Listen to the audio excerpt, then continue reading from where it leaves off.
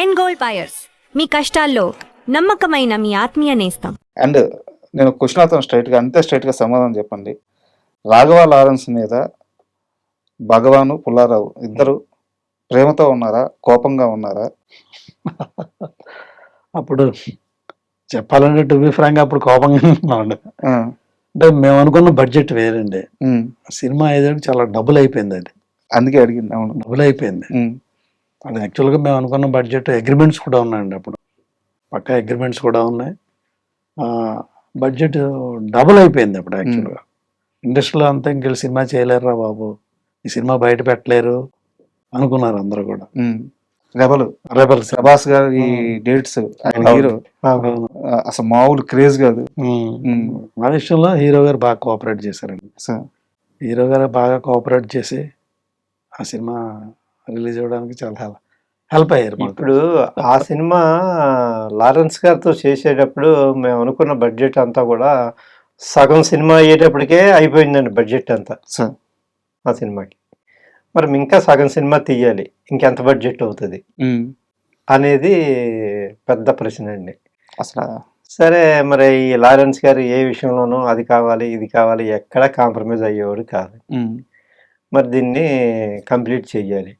అట్లాగా సగం సినిమా అయ్యేటప్పటికి ఈ సినిమా లాసు, పెద్ద లాసు అనేది ప్రొడ్యూసర్స్గా మాకు తెలిసిపోయిందండి. సో అయినా సరే దాన్ని ఎక్కడా వదిలిపెట్టకుండా ఫస్ట్ డే ముహూర్తం రోజున ఎంత ఉత్సాహంగా ఉన్నామో ఉమ్, అదే ఉత్సాహంతో కంప్లీట్ చేసి రిలీజ్ చేసామండి.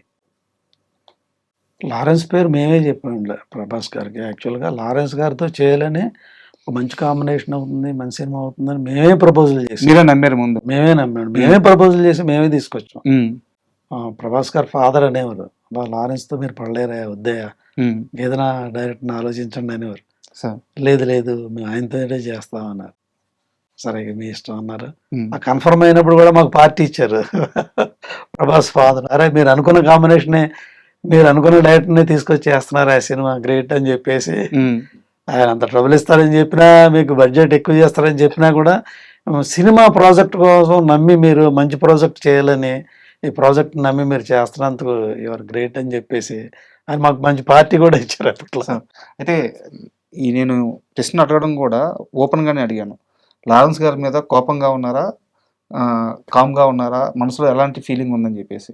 సో ఇది ఓపెన్ సీక్రెట్. మీరు ఇంటర్వ్యూకి వస్తున్నారని చెప్పగానే నాకు తెలిసిన ఇద్దరు ముగ్గురు ఇండస్ట్రీ వాళ్ళని అడిగినప్పుడు భగవాన్కి కానీ పుల్లారావుకి కానీ ఇండస్ట్రీలో ఉన్న అతిపెద్ద బ్యాడ్ ఎక్స్పీరియన్స్ లారెన్స్ రెబల్ సినిమాలో లారెన్స్ డైరెక్షనే, ఆ ఖర్చే హాఫ్ ఆఫ్ ది మూవీకి బడ్జెట్ అయిపోయిందని చెప్పి చెప్పారు అనమాట. సో అంత ప్లానింగ్ లేకుండా ఎలా జరిగింది మూవీ? అది ఇక డైరెక్టర్ వల్లేనండి. సో ప్లానింగ్ అనేది డైరెక్టర్ వల్లే. మీకు అర్థమవుతుండేదా సెట్లో? అర్థం అయ్యేదండి. సగం సినిమా అయిన తర్వాత ఏం చేయగలమండి మనం ప్రొడ్యూసర్స్గా. మన చేతుల్లో ఏముంటుంది? సగం సినిమా గొడవ పడితే అక్కడితో ఆగిపోతుంది. మంచి సినిమా అవుతుంది, కంప్లీట్ చేయాలి అన్న ఉద్దేశంతో కంప్లీట్ చేశాను అన్నమాట. యాక్చువల్గా రెబల్ సినిమా మీరు కమిట్ అయ్యారు కదా, ఆ టైంకి బాహుబలి టాక్స్ స్టార్ట్ అయిపోయినాయి. రాజమౌళి గారిని అడిగి పర్మిషన్ తీసుకొని వచ్చి మీ దగ్గరికి వచ్చి రెబల్ సినిమా చేశారు ప్రభాస్ గారు. మేబీ వారితో మీకున్న అనుబంధం, మీతో వారికి ఉన్న అనుబంధం నాకు తెలియదు, కానీ చాలా బిజీ షెడ్యూల్ మధ్య రెబల్ సినిమా చేశారు ఆయన. ఫ్యాన్స్ అందరూ కూడా చాలా ఎక్స్పెక్టేషన్స్ పెట్టుకున్నారు. సో ఇప్పుడు ఎలా ఉంది ప్రభాస్ గారితో మీ రిలేషన్? కానీ ఏమన్నా ఎప్పుడన్నా కనిపిస్తే బాగుందండి. బాగుందండి, అట్లాంటిది ఏమీ లేదండి. ప్రభాస్ గారు దేవుడు లాంటి మనిషి అండి. సో మంచి హీరో. వారి ప్రభాస్ గారి ఫాదర్ తో కూడా ఏదో మీరు పార్టీ అన్నారు కదా, సో ఎలాంటి పార్టీ ఉండేది వాళ్ళది? ఆ ఫుడ్ కానీ? అబ్బా అసలు ఫుడ్ విషయంలో చాలా గ్రేట్ అండి. ప్రభాస్ గారు ఇంటికి వెళ్ళామంటే వెజిటేరియన్ తినేవాళ్ళు ఇబ్బంది పడాలండి, అలా ఉంటుంది అన్నాడు ఇంటి ఫుడ్. ఓకే.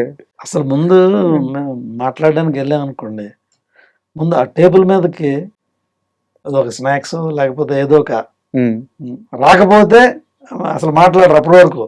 స్నాక్స్ వచ్చిన తర్వాత, తిన్న తర్వాత, కాఫీ తాగిన తర్వాత మాటలు ప్రారంభం అవుతాయి. అప్పటి వరకు అసలు మాట్లాడరు.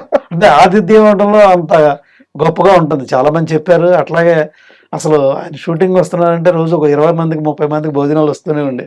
వార్డు నుంచి అలాగే కృష్ణరాజు గారు యాక్ట్ చేశారు. సార్ కృష్ణరాజు గారు ఉన్న రోజులు ఇంటి దగ్గర నుంచి ఒక 20 మందికి భోజనాలు వస్తూనే ఉండే.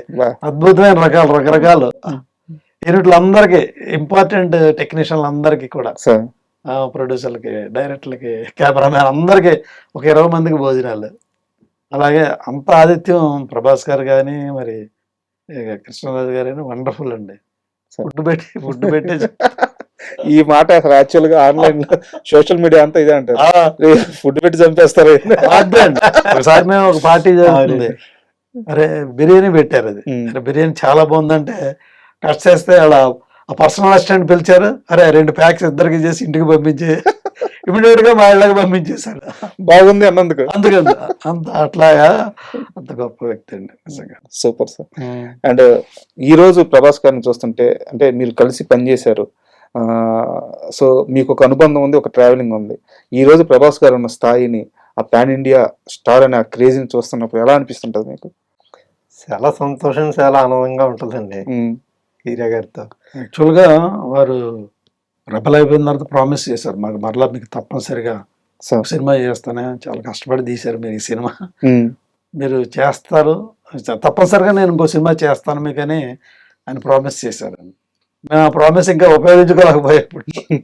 అంటే మా సినిమా తర్వాత ఆయన అనూహ్యంగా చాలా పెద్ద స్థాయికి వెళ్ళిపోయారు సార్. కానీ ఇప్పటికీ మేము కలిస్తే చాలా రెస్పెక్ట్ ఇస్తారండి ఆయన, చాలా రెస్పెక్ట్ ఇస్తారు, చాలా ప్రేమగా మాట్లాడతారు. ఆ ఆప్యాయత అయితే ఉందండి ఆయన దగ్గర. పోలా ఇప్పటికీ ప్రతి ఫెస్టివల్ కి మాకు మెసేజ్లు వస్తాయి, గ్రీటింగ్స్ వస్తాయి ఉంటాయి ప్రభాస్ గారి దగ్గర. ప్రభాస్ దగ్గర ఇప్పటికీ వస్తాయండి, ప్రభాస్ గారి దగ్గర నుంచి. అంటే మీరు ఇందాక అన్నారు సినిమా సగంకి బడ్జెట్ అయిపోయింది, అవునండి, ఆపలేము, ఫినిష్ చేయాల్సిందే, మాకు లాస్ వస్తుందని తెలుస్తుంది, అయినా కానీ సినిమా ఫినిష్ చేస్తాం. ఆ కష్టాన్ని ఆయన గుర్తుపెట్టుకున్నారు, అది గొప్ప విషయం. ఇప్పుడు ఏ నిర్మాత అయినా ఎందుకు సార్ అంత పాకులాడేది? డబ్బులు సంపాదించాలనుకుంటే 100 బిజినెస్లు ఉన్నాయి, 2% 3% సక్సెస్ రేట్ ఉన్న ఇండస్ట్రీలోకి వచ్చి కోట్ల రూపాయలు ఏ నిర్మాత అయినా ఎందుకు పెట్టేది? ఆ ప్రేమ కోసం, ఆ గౌరవం కోసం. అది ఇచ్చిన హీరో అనిపిస్తున్నారు నాకు ప్రభాస్ గారు. కరెక్ట్ అండి. మేము రెబల్ అయిపోయిన తర్వాత పవన్ కళ్యాణ్ గారి దగ్గరికి వెళ్ళండి సార్, ఇది సినిమా చేయాలనుకుంటున్నాం అంటే, మా గురించి ఆయన ఏమన్నారంటే, అబ్బా రెబల్ గురించి నేను చాలా విన్నానయ్యా, మీరు రెబల్ అంత కష్టపడి చేసి ఆ సినిమా రిలీజ్ చేశారు, సో మీరు ఎలాంటి సినిమానే చేయగలుగుతారు, సో మీకు తప్పనిసరిగా నేను సినిమా చేస్తానని ప్రామిస్ చేశారు.